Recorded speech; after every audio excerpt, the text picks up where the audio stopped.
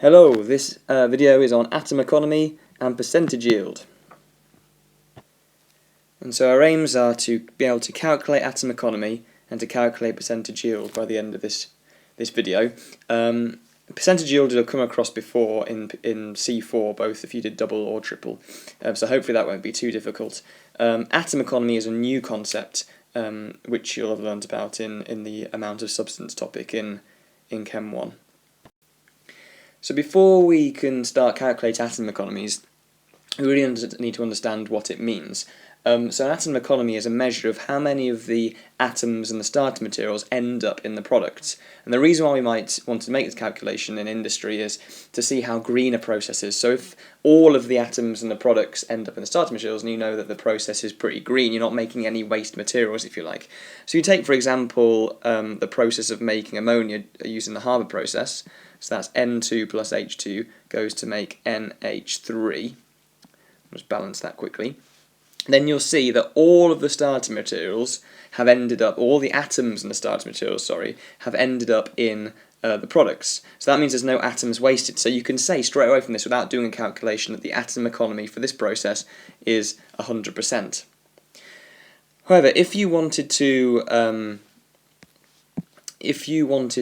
calculate the atom economy using the formula that you're given, then the formula is atom economy, which I'll just say is as AE for now, equals the relative mass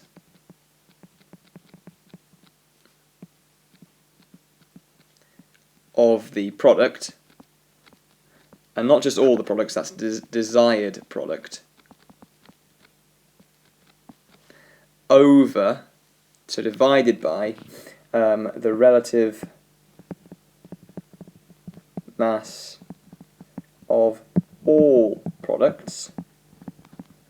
And because the atom economy is generally given as a percentage, then you would times that by 100.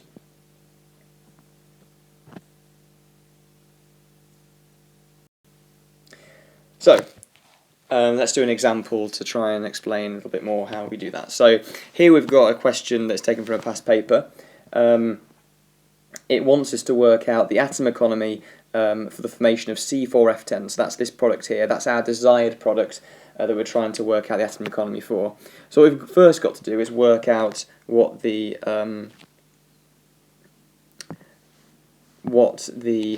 relative masses of C4F10. So if I just do that up here, carbon has a relative atomic mass of 12, so we've got 4 of those, so it's going to be 4 times 12 added to 10 times whatever the relative mass of fluorine is, F, which is 19, so 10 times 19. So if we do that calculation, that will equal 190 for that, plus 48 for that, which will equal together 238. We've then got to work out what the relative mass is of not just one HF, but all 10 of these HFs, because the atoms are going from the left-hand side, from the reactants, to the products on the right-hand side. And the atoms in the reactants are going to make 1 C4F10 and 10 HFs, which is why we need to work out what the relative masses of 10 hydrogen fluorides are, hydrofluoric acid. So to work that out, we need to do 10 times whatever the relative mass is of HF. So H is 1, F is 19, so altogether that's 20. So the relative mass of 10 HFs is 200. So we've got the relative mass of our desired product, which is here, 238.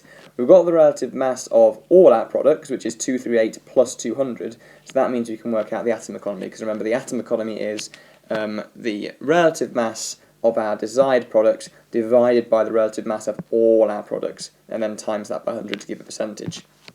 So our calculation is going to be, so atom economy equals 238 divided by 238 plus 200 on the bottom, and then times the whole thing by 100, and that gives us an answer of 54.3%.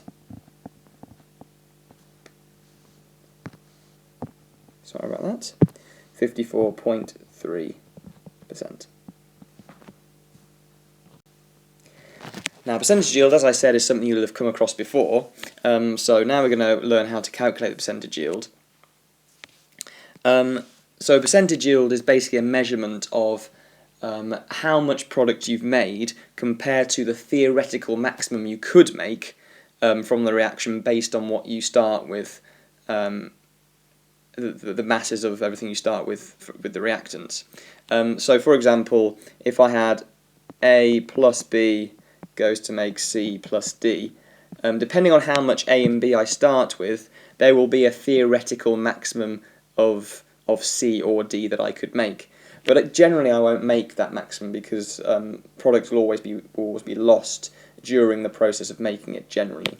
Now to work out percentage yield, which I'm just going to write as that, percentage yield, that equals the actual mass of what you make divided by the predicted mass, or the maximum mass, so predicted mass, and then times that by 100 again to get a percentage. So for example, if I was to make 4 grams of C, but I should have made, or the predicted mass was 5 grams, then all I'd do would be 4 divided by 5 times 100, and that would give me 80% yield.